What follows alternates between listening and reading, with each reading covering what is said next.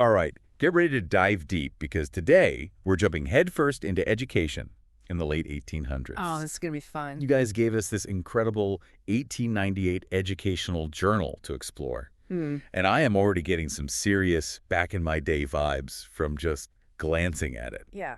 So get ready for a fascinating peek into teacher training and curriculum from way back when. I love how these old journals can be like time capsules, you know? Yeah, totally. They really capture the educational values and priorities of the time. Okay, so first up, Yeah. teacher training. Okay. I was seriously blown away by the program at Michigan State Normal College. Which we now know as Michigan State University, right? Right, exactly. Yeah. They had student teachers practicing with real kids, like actual students, under the supervision of experienced educators. That's incredible. Talk about hands-on learning. Right. Trial by fire. Yeah, exactly. I mean, do you think that kind of practical training maybe even produced better teachers? Well, it makes you think, right? Putting theory into practice is crucial for any profession, Totally. especially teaching. For sure. It makes you wonder if, in some ways, their approach back then might have even given them an edge over some of the more theory-heavy programs we have today. Oh, interesting point. Yeah. Okay, and get this. There were 4 F-War professors dedicated to pedagogy at Michigan State. Wow. That's a serious commitment to the science of teaching, wouldn't you say? Absolutely. That's incredible. And you want to hear something even crazier? What? Harvard had a $20 million endowment back then. No way. Yes. And Mrs. Stanford was planning to double that for Stanford. Wow, they were really serious about education, huh? They were not messing around when it came to investing in education. Yeah, that kind of financial backing says it all, really. Right. They understood the importance of education as, like, a force for progress, you know? Totally. It really highlights how much they valued knowledge and the role of universities in shaping the future. All right, now get ready for a story that really impressed me. Okay. This journal talks about a teacher, Miss Purvis, Miss Perfect. who was way ahead of her time in terms of her teaching methods. Oh, really? How so? So apparently she used these carefully designed questions to guide her students' writing. Interesting. And then, get this, she actually encouraged them to correct their own work. Wow, student independence over 100 years ago. I know, can you imagine? That's remarkable. It's credible. It seems like she was a big believer in, Yeah. fostering critical thinking and students taking ownership of their learning, Exactly. which are still, like, cornerstones of good teaching today. Yeah, for sure. It's amazing how those principles endure. And here's where she blew my mind. Oh, there's more. The journal mentions how she took a student's personal experience and wove it into a lesson on Romania. So cool. Talk about making learning relevant. I know, right?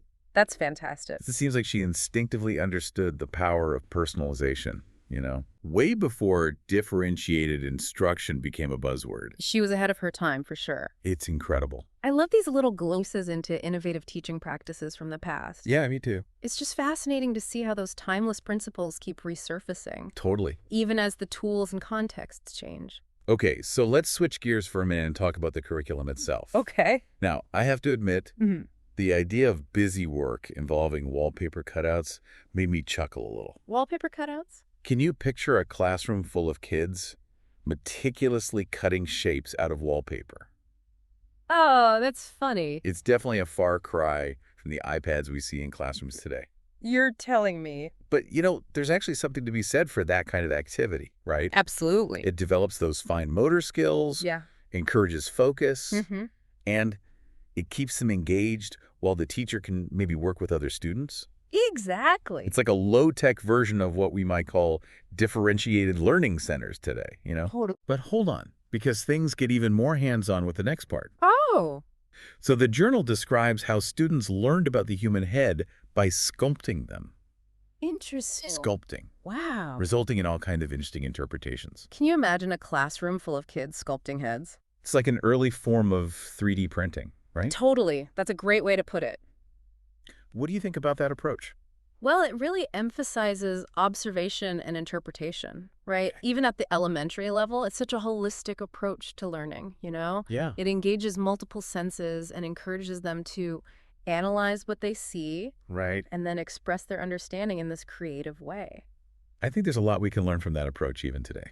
Absolutely. All right. Now, of course, no education in the late 1800s would be complete without a good dose of patriotism. Oh, of course. Memorization and recitation of patriotic poems and songs seem to have been all the rage. Right. They even mention excerpts from The Pilgrim's Spirit, a poem about, wait for it, Okay, I'm waiting. George Washington's journey into Egypt. George Washington in Egypt. Really? Now, I'm no history buff, Yeah. but something tells me there might be a slight historical inaccuracy there. That's pretty funny. What do you think?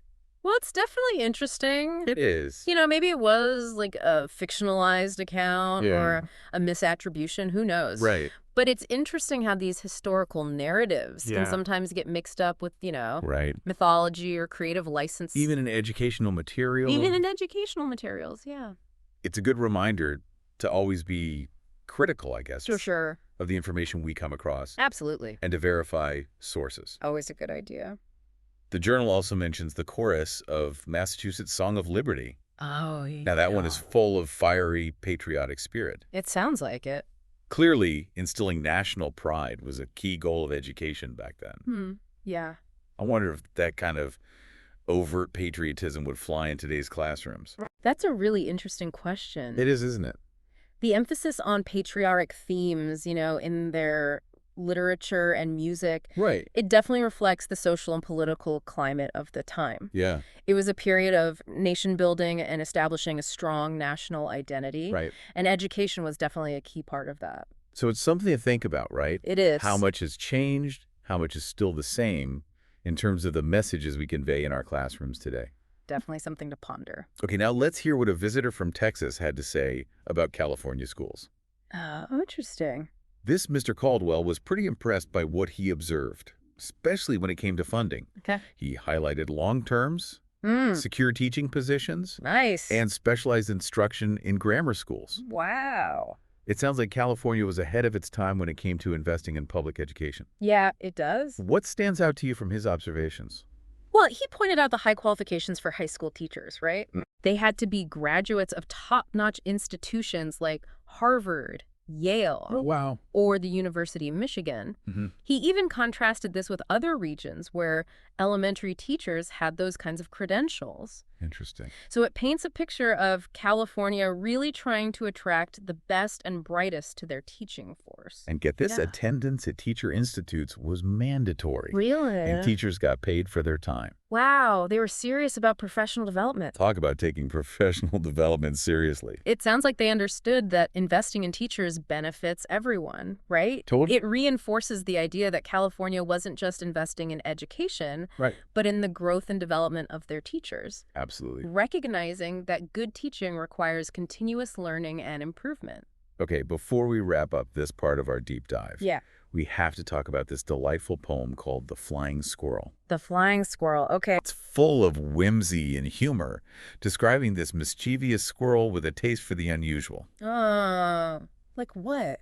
So get this, he likes things like a stuffed armadillo, a dragon's claw, Wow! and even, wait for it, philosophical works by Kant. No way, a philosophical squirrel. I know, who knew squirrels were so well read? It's adorable. It's such a playful take on learning Yeah. that it should be this lifelong adventure, Right. embracing curiosity and all sorts of different interests. I love that. It really makes you wonder what other hidden gems we might find in this journal.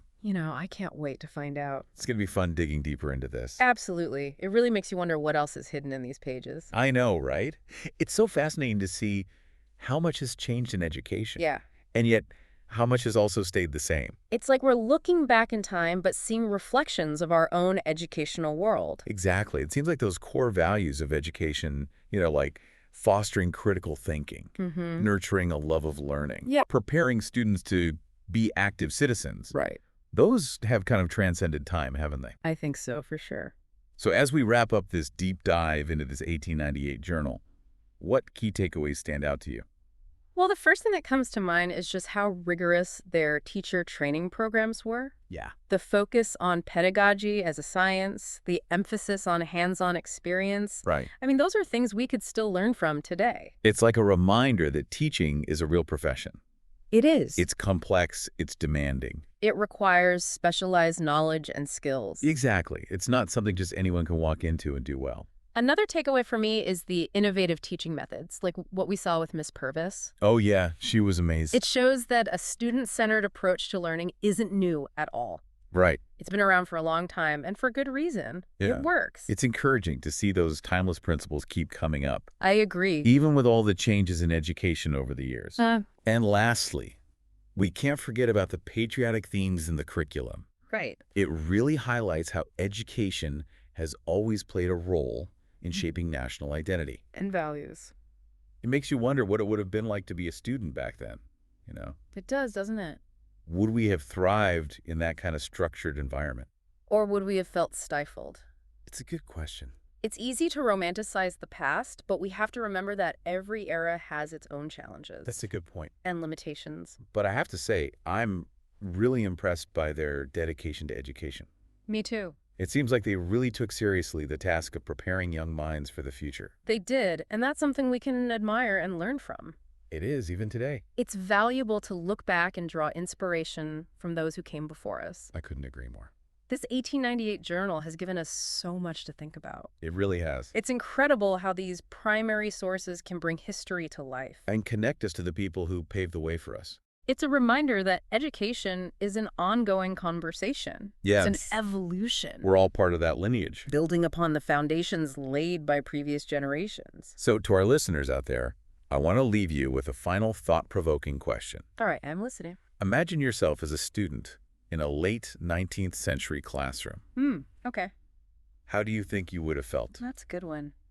Would you have embraced the rigorous curriculum, the memorization, the patriotism? Or would you have wanted something more progressive? It's an interesting thought experiment.